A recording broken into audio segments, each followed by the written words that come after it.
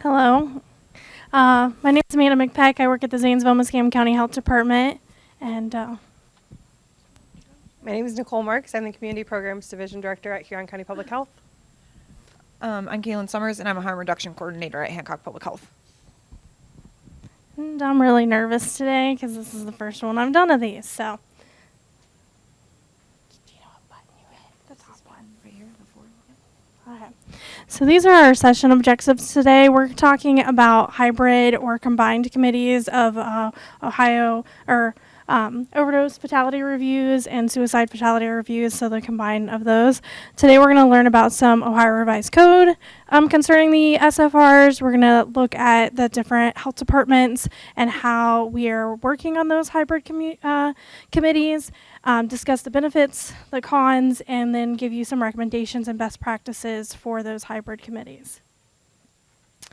So there is specific authorization for a hybrid committee, which we put here.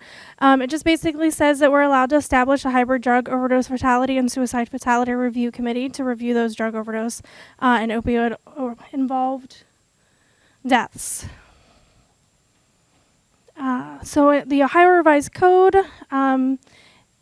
establishing an SFR, required members. I think we've all talked about this plenty today. Big thing here that I haven't heard today is that it could be their designees. So in the required members, if you can't get the chief of police or the county sheriff, if they will send somebody from their office. Same with the Adams board or things like that. April 1st, providing information to SFR, the confidentiality and the hybrid review committee sections. Just look through these, familiarize yourself with all of the Ohio Revised Code. It really does help if you know that code when you're going to talk to committee members and inviting them to join your committee. So we're going to do some background on presenting counties at this point, and I think it's Hancock. Sorry. I was going to say something on the previous slides, and I forgot what it was, so if it comes back, we'll come back to it. So Hancock County is in the northwest region of Ohio. We're pretty rural. We have 55,000 people in Hancock County, but Findlay is our largest with 40,000. We have a combined overdose fatality review, a suicide fatality review. It's facilitated in our building by us. We started reviewing overdoses in 2016 and just recently in 2022 added suicides to that review process. We have a fully funded staff position for it. So they're a suicide overdose fatality review coordinator, and she's sitting over there. She's only been here a month, so she got out of getting up here on this one. So here are just some of our local members that are in our committee, and I wanted to point out that this isn't where we started when we started doing this. I said in a previous presentation that we started with a lot of these agencies but had the wrong people in the agency to be present for them, so it took a little bit of deciding who fit best in the committee. And then so the county sheriff, that was what it was. Okay, so our county sheriff often does not attend. But we send out when we send out the invitation for the meeting, we send out a cheat sheet with it. And the sheriff will often just fill out the cheat sheet and send it back. And that's fine with us as long as we have all your interactions with the person, that's okay.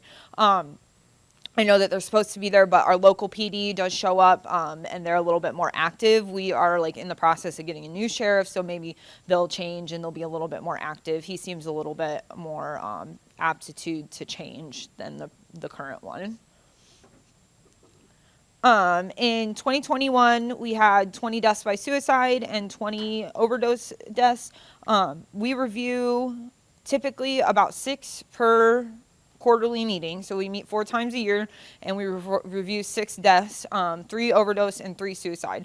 And that's important because you want to keep it equal. A lot of times I noticed that from committee members specifically that they, as nicely as I can put it, the suicides tend to overtake the committee. It's just a realization, no, I don't know what it is specifically about it, but everybody has all these ideas about how to prevent suicide, and the overdoses almost get put on the back burner. So we try to keep it very equal when we review the deaths to try to keep the recommendations equal. So one is not getting more recommendations than another.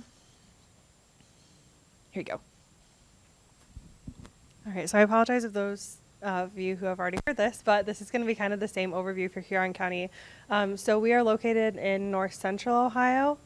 It looks like this is Hancock, so I'll just skip forward. Our population is similar.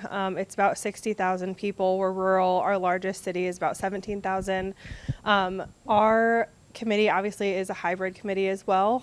We've been meeting for just over 2 years. Our first meeting was in July of 2022. And our committee is unfunded, but we will receive $10,000 this year in state funding through the Youth Suicide Prevention Grant. And here you can see our committee makeup. This is important to consider when we're looking at a hybrid committee makeup. You'll see that a lot of the partners like the Mental Health and Addiction Services Board, our coroner, a lot of the first responders, mental health and substance use treatment providers, a lot of the people that are at the table for our county are going to be applicable to both suicide and overdoses. And so that's one of the reasons that we have ours combined, is just to kind of only ask those people to come to the table one time. And so our SOFR committee meets on a quarterly meeting cadence.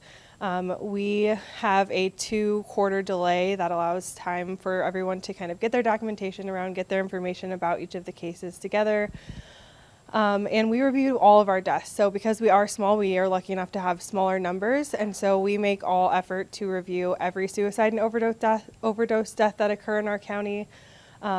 Excluding obviously those with any ongoing investigations, we hold those to a later date. So in 2022, we reviewed 9 cases, 2023, 23 cases, and 2024, 15 cases through the end of July.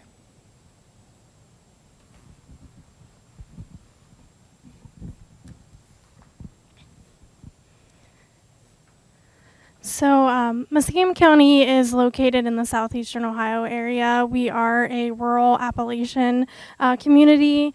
Our population is about 86,000, with our largest city being the city of Zanesville. Some of our major industrials are educational services, healthcare, and social assistance, and we're known for the Y Bridge, Tom's Ice Cream Bowl, and excellent deer hunting. So these are our numbers for 2018. We've been in existence since then. Prior to midway through last year in 2023, we were aggregating all of our data and combining all of that data. I came on into our role early in late January 2023. So from 2018 till 2022, they were aggregating all of that and kind of combining it. So you can see our numbers are kind of dropping there for both of those, but these are our committee member makeups. We do have a lot of health department staff that do attend. So we are just now starting on next of kin interviews for those combined. And so that's where our social worker and family advocate are coming into play, as well as some other members in our harm reduction team. For the prosecutor's office, that's a tricky one. They don't always come, and when they do, it's always an interesting time. But we do have our DART program, which is a diversion program coordinator that has been coming, and she has been super helpful. So our meeting schedule is also quarterly. As I said, we historically has always done the aggregate data. We're still trying to provide the aggregate data because they seem to really like that. So we do 1-pagers for them every quarter. We just recently started doing case reviews. We're still learning and changing our processes as me and the other people in our area become familiar with this. So starting quarter 3, 2024 was when we did our first overdose case review, and we came up with this nifty little timeline that's really confusing if you stare at it too long, to try to explain to our committee how we were going to change the process from the aggregate only data that we had been doing to kind of becoming more of a case review style. So that kind of started with doing a separate meeting in I don't know if it's even on there, July, that kind of let us get a theme together of who we were going to review in our case review. And as Nicole, Nicole had mentioned, she is about 2 months behind, 2 quarters behind on their data. That's about what we're at too. So what's going well for us? We do have a large number of community partners that are involved with it. Sometimes I think it's a little bit too large. And our aggregate data presentation kind of really details things that we're not able to review because we're only doing about 2 cases of case review. The existing committees in our county exist to help with the recommendations. We do have a suicide prevention coalition to handle the suicide aspects. And then we have a collective impact that handles our overdose fatality review. And then recently partnered with a new contact of the Ohio Board of Pharmacy to really bring that information to there. What we still need work on is there's confusion about the Ohio Revised Code, confidentiality, SFR 42, and what is expected from partners and when they come there. And we also do a hybrid virtual and in-person option, which is sometimes difficult when the people that are online do not want to participate too much.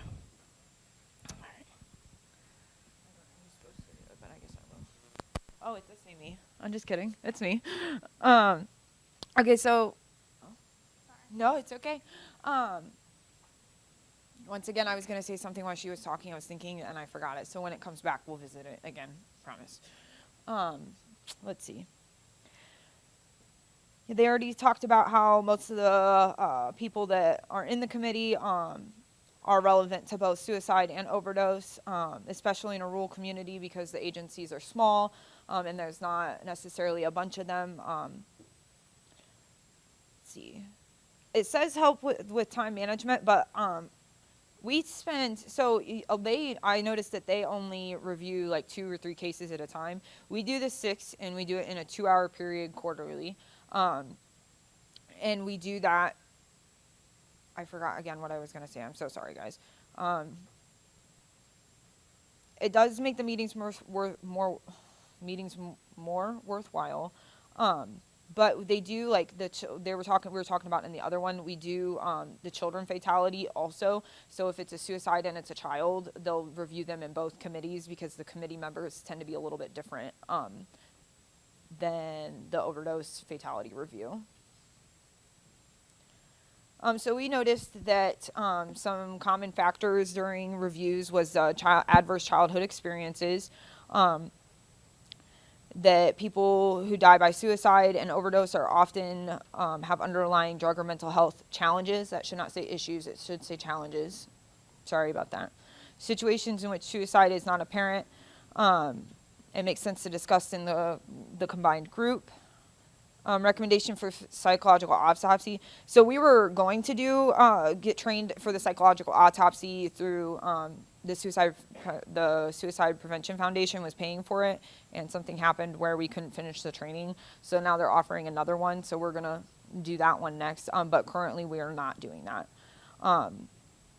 Sometimes the recommendations that come out of the review can apply to both suicide and overdose. That doesn't happen very often, but it is a possibility.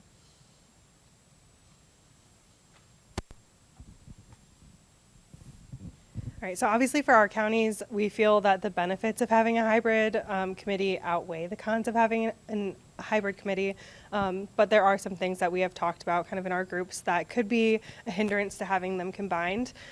So for one, with a small rural community like we are in Huron County, we still deal with stigma every day. I'm sure a lot of you do too. And so depending on whether we're looking at suicide or whether we're looking at overdose, it may be heavier stigma towards one or the other. And so depending on kind of the comfort level of your committee members, it might make more sense to split those two apart so that that's not a part of the conversation. I mentioned earlier in one of my sessions, I feel like our committee does a very good job at kind of checking each other and making sure that individual biases aren't coming into the conversation, but if that is an issue in your community, that might be one good reason to kind of separate those out.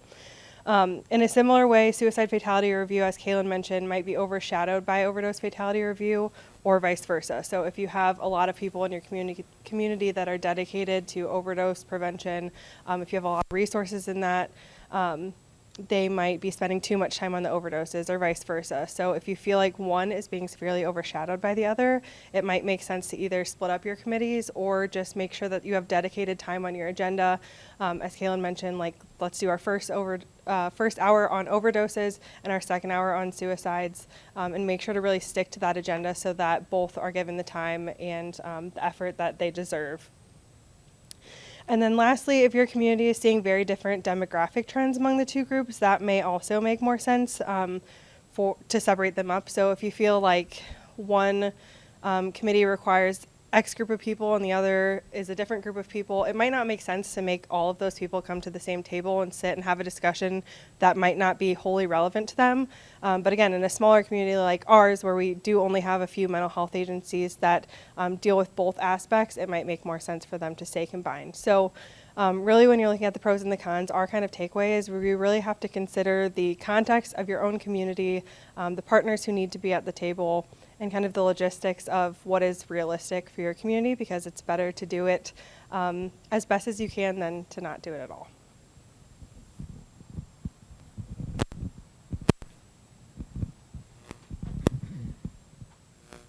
We're all kind of fast talkers, so sorry. If we need to go back to something, just let us know.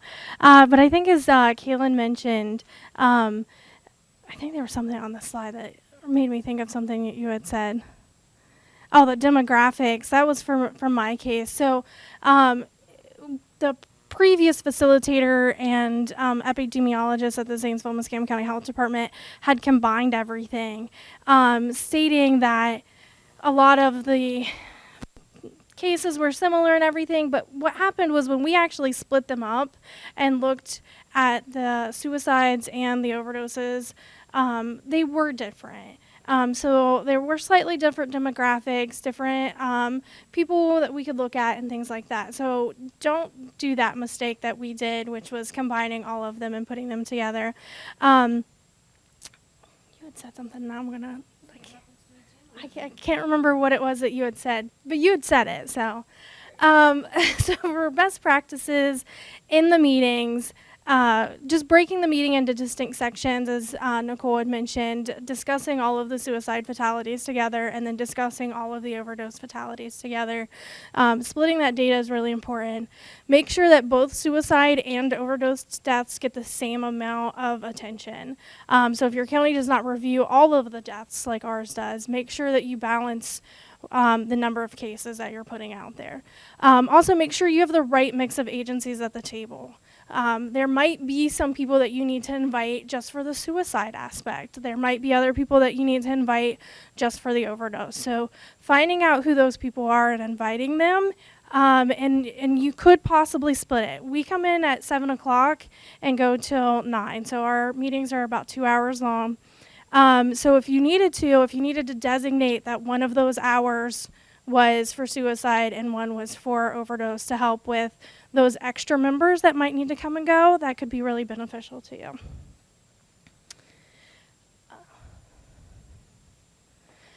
So for recommendations for the community, this should really come out of those case reviews that you're doing. I had somebody, when I was in one of the meetings earlier, ask, like, where are they getting those recommendations? So it's through the discussion that you're having, like, after you talk about the case. So whatever data and information you have, you're going to present that, and then you're going to talk as a group. Like, where did you have an interaction with them? What is missing? Is there missing information here? And so that could be a recommendation. If you guys are seeing that we don't know enough about them, that could be a recommendation. Like, how do I get this information? And then where do I go? So you can work on things like that. Report out on your recommendations to your local suicide prevention coalition, if your county has one. Invite your suicide prevention coordinator to attend your meetings, and then start with the intent to connect your SFR with your prevention coalition and align your work from there. I think this is our last slide. Just a reminder, start somewhere. Anywhere, whatever you want to do. Start small, start big. If all you can do is start with gathering the data, making a spreadsheet, and you have that spreadsheet and you get a group of people together and you share with them. I had 5 cases, 100% of them were, whatever. Like, that's all you have to do. Just start somewhere.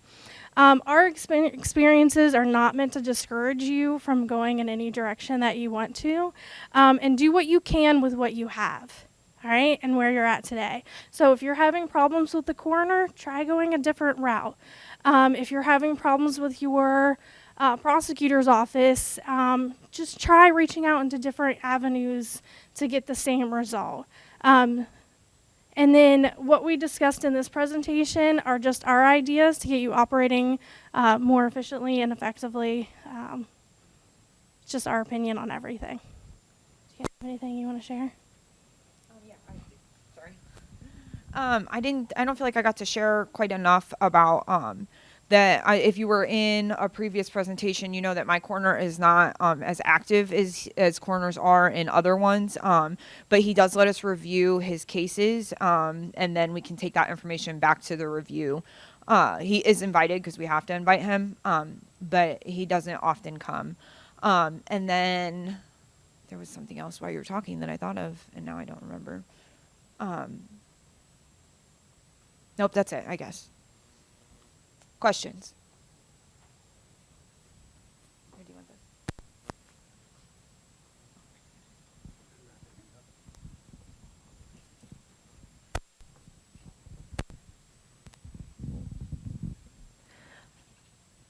In some of the counties, you've said that they don't review all of the cases, that maybe they'll just review 3 suicides, 3 overdoses.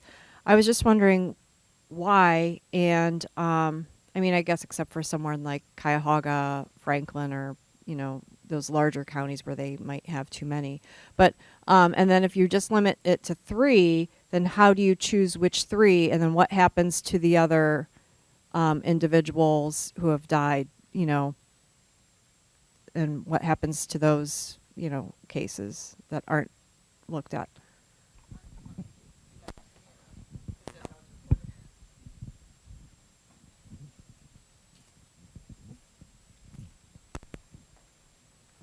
So I think I was a little confusing. When I said 3, I just mean at a time.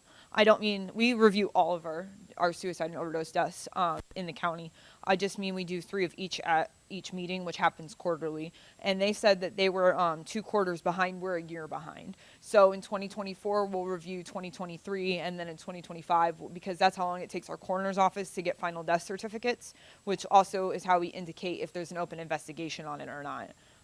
Is that we'll get the final police report afterwards as well, and that takes typically our coroner about a year in most cases for autopsies to come back, because our coroner doesn't do the autopsies. We have to send them up to Lucas County, and then they do the autopsy. So it takes a while with the back and forth that has to happen for us to get autopsies back. Does that answer your question? But we review all of them. We do review all of them. If I was confusing before, I'm sorry. We do not review all of them, and we won't go to that point of reviewing all of them. We will probably review 1 to 2 a quarter, so for both overdose and suicide. So we are changing our process from just the aggregate data. So we do like an aggregate data. It's a one-sheeter that has all of the information about all of the cases. So if there was 15 deaths in a quarter, we're going to put all 15 deaths on there with all of the aggregate data, like 7 were male, 8 were female, how they died, like maybe it was 50% were gunshot, and then hanging. Like we'll go through all of that aggregate data through there. And so that one sheeter will have all of that information. But a case review for what we're doing is we're going into we're reading the death certificate. We're going around and specifically asking, does anybody have any contact with Susie Q? And we're talking about that individual person. So we're only doing that for 1 to 2 cases a quarter. So that'll be 2, 4, 8 maybe a quarter as we go through that. Does that help answer? It's the second part. So for that, I kind of mentioned a theme. So a themed selection that we had in July was we looked at our annual data from the year before, and we looked for outliers. Okay, so in our aggregate data, where did we differ from the state of Ohio? So we did our overdose first, and then we're going to be doing our suicide. So for our overdose, we determined that we differ from the state of Ohio in that more females are dying in Muskingum County for overdoses. So that's where we focused. Then we focused on census tracts. There's 2 specific census tracts that we wanted to check on. And then we looked at the drug of choice. Like, so what drug was in their system. So we will do the same when we go to pick our suicide. We will look at the aggregate data and look for those outliers of who is different and why are we different here in Muskingum than the data that Ohio has.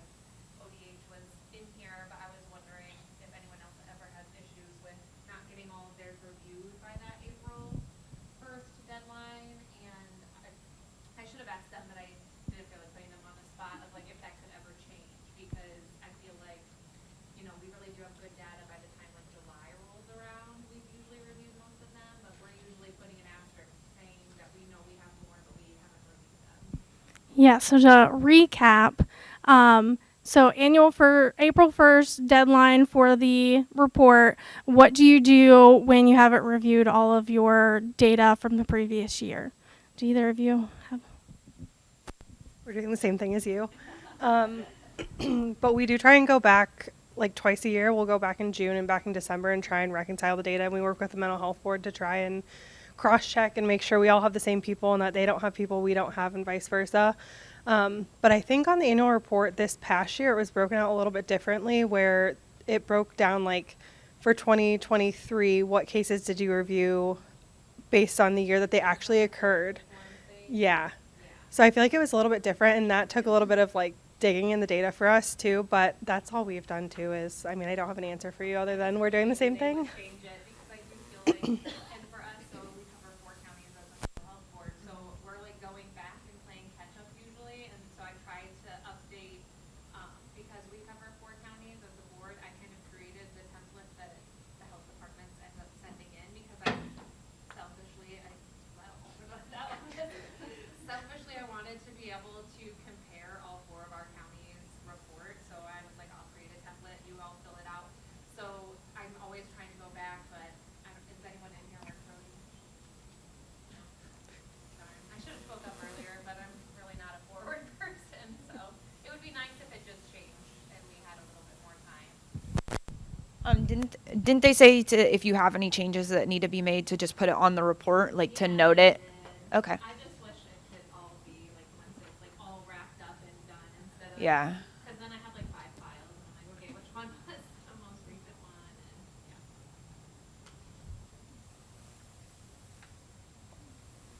Yeah. We also have a hybrid model, and at the end, when we talk about like recommendations, we usually spend a lot of time talking about the state rules and how they should be modified. So we're not great at finding local recommendations, so can you share some county-wide strategies or recommendations that your boards have made? Absolutely. That you've been able to implement successfully to try and reduce these steps? Yeah, absolutely. And I know Nicole has some good ones too, so I won't take hers because we do some of the same stuff. But so, and for our suicides, our local health system, our pain management specifically, we noticed was a trend that a lot of our decedents were participated in pain management at some point in their lifetime. so we recommended that pain management screen their patients more effectively. So they do that now, and it's spread to like hospital wide. So the whole system is using. What are you doing with that? Oh, I don't need that. I'm just going to give two. Thank you, though. And then another thing the hospital system did that we recommended is putting 988 information on the discharge paperwork, like up at in the front, because it was on there but in the back. And who flips through their discharge paperwork all the way to the back? Nobody does that. So we wanted it on the very front, and they added it to the like header at the top where their name is, so that people might actually see it. And then I know Nicole has some too. So one of the things that we did was mapping out where our naloxone availability was. So being a small county, we weren't really thinking about we thought, yeah, there's naloxone available in our county, but it was really only available in the city of Norwalk, which is the county seat. And so we literally just took a map and mapped out the locations of our nalox box availability, and it was literally in Norwalk. So there was a whole outlying area on the edge of the county where there wasn't any available. So through a partnership with Lorain County, we were able to get nalox boxes into our libraries, which really helped with some of those outlying communities. So still working to get more, but that came all from the discussions of our SOFR and realizing that people weren't able to access naloxone because they didn't have the transportation to get to Norwalk. And hopefully that'll help remove some of the barriers in the future. We also have lock boxes in our villages and stuff, and they're highly used.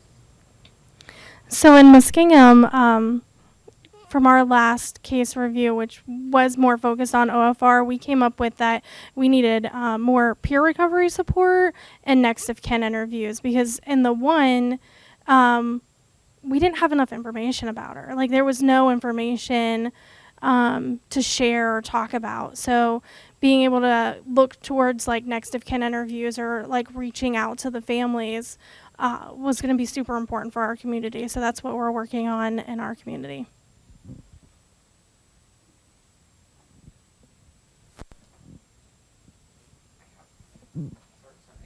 On the Knox boxes, we also in the villages have gotten, it's a little bit harder in the Findlay school district, but the villages, we have put nalox boxes inside the schools so that teenagers can have access, low barrier access to naloxone.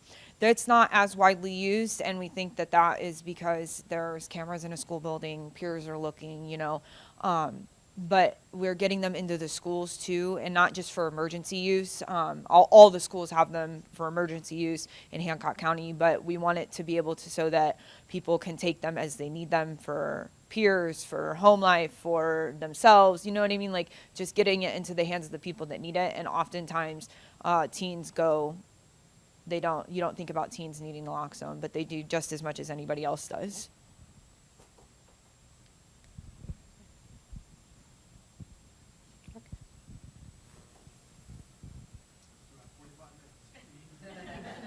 I can answer questions all day, so. Natalie. I was curious, and I'm glad to see that male, there's been a male focus with the statewide work group. I'm from Lorain County, and 75 to 80% of our overdose deaths and suicide deaths are occurring among males, mostly middle-aged males. So I was curious, I know it's kind of new, so maybe this isn't the case. Do you have any specific work or recommendations that you have been doing with males? We haven't done anything specific to males in Huron County, but excuse me, one of the trends that we've seen with males, and again, not exclusive to males, is just firearms being a method that's being used. And so with one of the grants that we have, that's one of the priorities that we've done is prioritize getting lockboxes out into the community. And that's been crazy popular. So obviously it's funding dependent, but being a rural county, there's a lot of firearms out there, and it's hard to tell obviously if you give a lockbox if that helps save a life, but we're hoping that that's the case. Like I said, they've been really, really well received. We weren't sure if people would be offended by them or kind of how that process would go, but we got rid of them faster than we ever thought we would, and we're hopefully going to get some more. So again, not male specific, but definitely applicable to that population.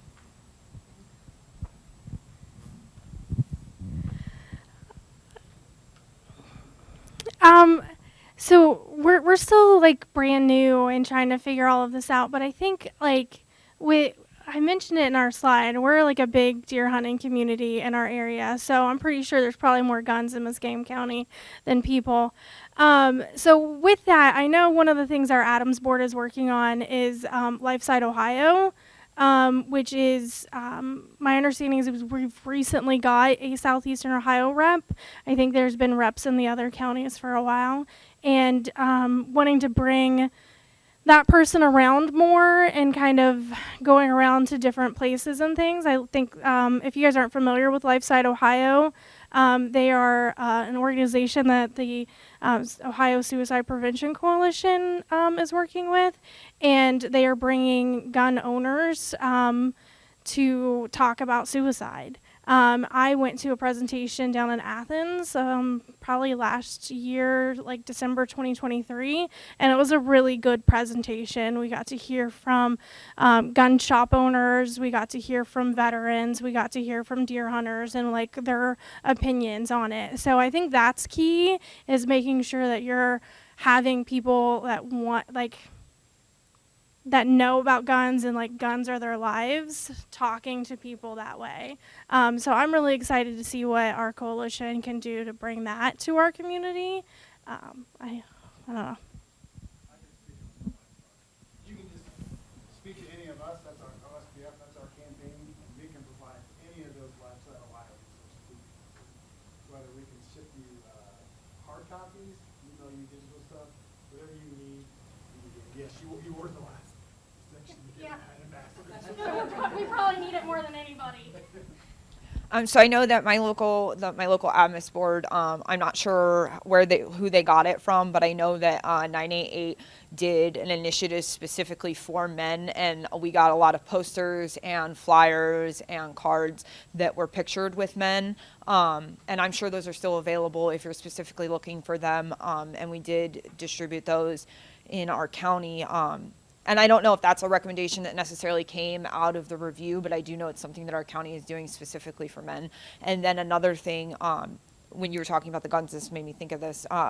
We are also putting 988 information specifically in grain elevators, like where people sell their grain to the grain elevators, because that's a very high-risk population as well of men as farmers. So I know that we're doing that, and our coalition actively goes to those places to make connections with the people there. And then there was one more.